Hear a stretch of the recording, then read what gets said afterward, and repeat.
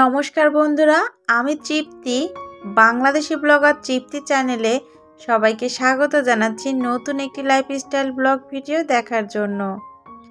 আশা রাখছি যে যেখান থেকেই আমার আজকের ভিডিওটি দেখছেন সবাই ভালো আছেন, সুস্থ আছেন। আজকে রান্নাঘর থেকেই ভিডিওটি শুরু করলাম।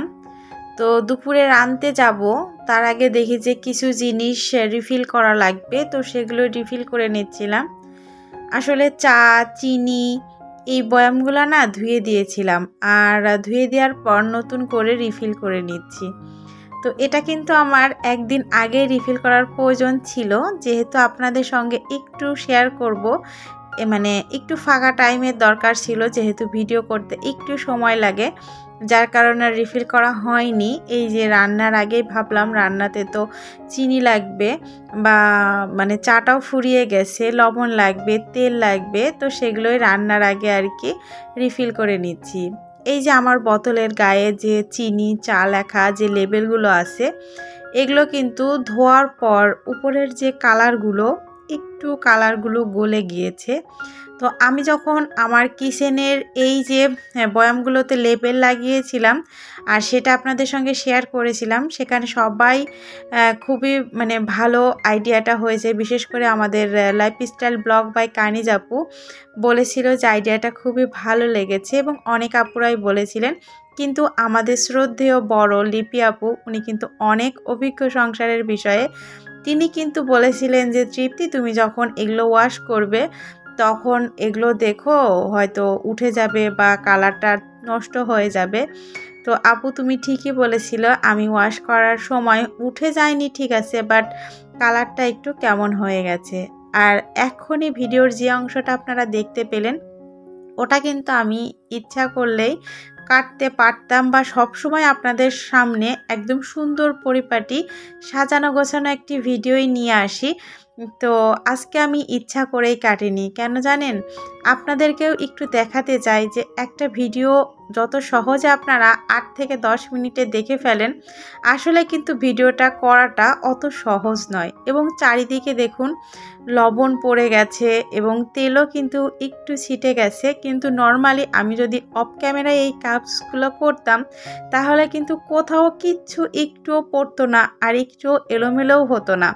তো ক্যামেরার সামনে কাজ করতে গেলে কিন্তু অনেকটাই আমাদের সমস্যার সম্মুখীন হতে হয়, আর তারপরেও নানা সমস্যা বাধা পেরিয়েই কিন্তু আপনাদের সঙ্গে আমরা শেয়ার করি।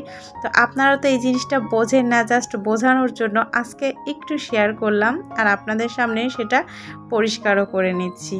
তো আমার এই সমস্যা এবং এত কিছু কথা মাথায় রেখে আপনাদেরকে আবারও মনে করিয়ে দিচ্ছি, আমার ভিডিওটি যারা দেখছেন হয়তো লাইক করতে ভুলে গেছেন, বা ইচ্ছা করেই কিন্তু অনেকে লাইক করেন না, জাস্ট ভিডিওটা দেখেন, প্লিজ একটা লাইক দিয়ে দিবেন। কারণ একটা লাইক আপনার কাছে হয়তো কিছু নয়, আমার কাছে এই লাইকটির জন্য আমার ভিডিওটি আরও 5-10 জন মানুষের কাছে পৌঁছাবে, আর সেখান থেকে কিন্তু ভিউ হবে।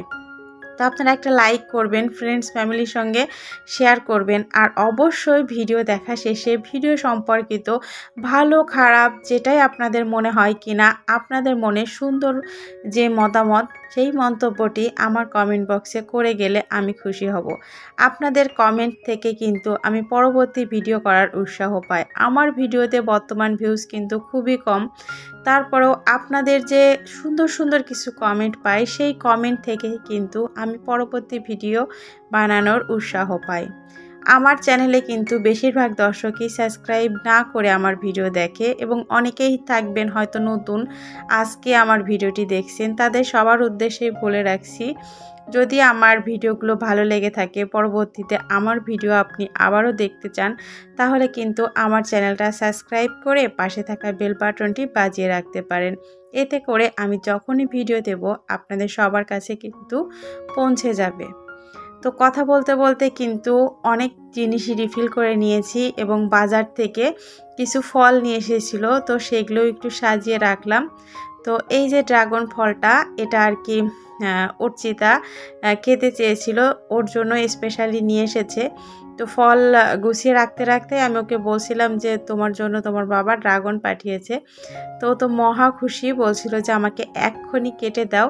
তো ড্রাগন কাটতে কাটতে অলরেডি আমি কিন্তু অনেকটাই খেয়ে নিয়েছি, আর ও কয়েকটা খেয়েছে। তো ভাবলাম যে একটু আপনাদের সঙ্গে ক্যামেরা বন্দি করে রাখি ওর এই মুহূর্তটা, যার জন্য শেষ মুহূর্তে আমি এই যে ক্যামেরাটা অন করেছিলাম।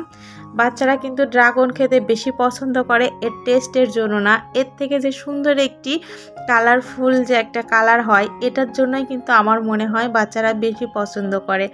আপনারা আমার সঙ্গে একমত কিনা জানাবেন। ড্রাগনের কিন্তু নিজস্ব তেমন কোনো স্বাদ না থাকলেও এই ড্রাগনটা অনেক ভালো ছিল, যার জন্য কাটতে কাটতে আমি খেয়েছিলাম। ড্রাগনটা আমার তেমন পছন্দ নয়, কিন্তু সেদিন ছিল একাদশী, গত যে 2 দিন আগে বড় একাদশী ছিল সেই দিনেরই ভিডিও এটা। তো যেহেতু অনেক ক্ষুধা ছিল, আর তখন কিন্তু অলরেডি 2টা 2:30 সম্ভবত বাজে। তো আমি স্নান করে গীতা পড়ে তারপর আর কি ঠাকুরঘর করে সোজা রান্নায় চলে এসেছি, কেননা অনেকটাই দেরি হয়ে গেছিলো। তো আমি আর কি কয়েক পিস খেয়ে তারপর এই যে এখন হচ্ছে আলুর তরকারি করব, যার জন্য আলুটা সুন্দর করে কেটে ধুয়ে তারপরে এই যে মশলা দিয়ে ফোড়ন দিয়ে তারপর এখন আলুটা আমি আর কি ভেজে রান্না করে নিব। অনেকেই বলতে পারেন যে আলু চোষা ছাড়াননি কেন দিদি ভাই? আসলে আজকে একটু এভাবে রান্না করলাম, সবসময় তো চোষা ছাড়াই রান্না করি। তো আমার হাজব্যান্ড মানে আপনাদের দাদা ভাই কিন্তু মাঝে মাঝে এরকম চোষা সহ আলুর তরকারি খেতে অনেক বেশি পছন্দ করে, ঝাল ঝাল। তো ওর জন্য আর কি এভাবে আলুর তরকারি করছি, আর তার সঙ্গে হচ্ছে আমাদের স্পেশাল পরোটা। কেন বললাম স্পেশাল? মানে যখন আমাদের বাড়িতে পরোটা হয় বাচ্চারা প্লাস ওর বাবা এত বেশি পছন্দ করে কি বলবো, মানে পরোটা করতে করতে আমার মানে দশা খারাপ, তারপরেও আমাকে অনেক পরোটা করতে হয়। এই যে একাদশীর দিন বাচ্চারা কিন্তু একাদশী করেনি, সকালে ওদেরকে নুডলস করে দিয়েছিলাম, আর দুপুরে এই যে পরোটা সবজি যে করছি, কেউ কিন্তু দুপুরবেলা ভাত খাবে না। তো সবাই একাদশী না করলেও পরোটাটাই খাবে, পরোটা সবার অনেক বেশি পছন্দ। আপনারা কেউ আমাদের ফ্যামিলির মতো পরোটা পছন্দ করেন কিনা জানি না। আপনাদের সঙ্গে আরেকটি ইন্টারেস্টিং বিষয় শেয়ার করি। আমরা কিন্তু জানি যে তেলের জিনিস লুচি পরোটা এগুলো খেলে গ্যাস হয়, এজন্যই কিন্তু আমরা রুটি খেয়ে থাকি, তাই না? কিন্তু আমাদের বাড়িতে মানে রুটি খেলেই নাকি গ্যাস হয়, অথচ পরোটা লুচি বিশেষ করে পরোটা এগুলো খেলেই নাকি শরীর ভালো লাগে, ভালো থাকে। তো যাই হোক, যার যেটা রুচি। তো আপনাদের সঙ্গে মজার কিছু কথা শেয়ার করতে করতে আমি এই যে আগে থেকে পরোটার যে শেপটা দিয়ে রেখেছিলাম, তারপর একদিক থেকে একটা একটা করে পরোটা একটু বেলে নিচ্ছিলাম আর ভেজে নিচ্ছিলাম। আর এদিক থেকে আমার আলুর তরকারিটাও কিন্তু একদম রেডি হয়ে গেছে, আর দুধ জ্বালিয়ে নিয়েছি। এখন হচ্ছে ফল কেটে নিব। ফলটা কাটার পর আপনাদের দাদা ভাইকে দোকানে খাবার পাঠিয়ে দেব। আমাদের যেহেতু বিজনেস মানে ব্যবসা করে, তো দোকান থেকে আর কি একটা ছেলে এসে খাবার নিয়ে যায়, প্রতিদিন দুপুরবেলায় এসে খাবার নিয়ে যায়। তো ওর আবার পেঁপে ফলটা ইদানিং খুব ভালো লাগছে, তো আমিও খেয়েছিলাম পেঁপে। তো অনেকেই বলতে পারেন যে একাদশীর দিন রুটি পরোটা তো খেতে হয় না, সেটা আমিও জানি, আমি খাই না, কিন্তু আমার হাজব্যান্ড খায়। ওর যেহেতু ডায়াবেটিক্স আছে অর্থাৎ সুগারের পেশেন্ট, তো ও আর কি শুধু ফল খেয়ে থাকতে পারে না, কাউনও খেতে পারে না, গ্যাস হয়, সাবুও কখনো মুখে দেয় না, যার জন্য অগত্যা একাদশীর দিন ও পরোটা আলুর তরকারি বা সবজি এগুলোই খায়।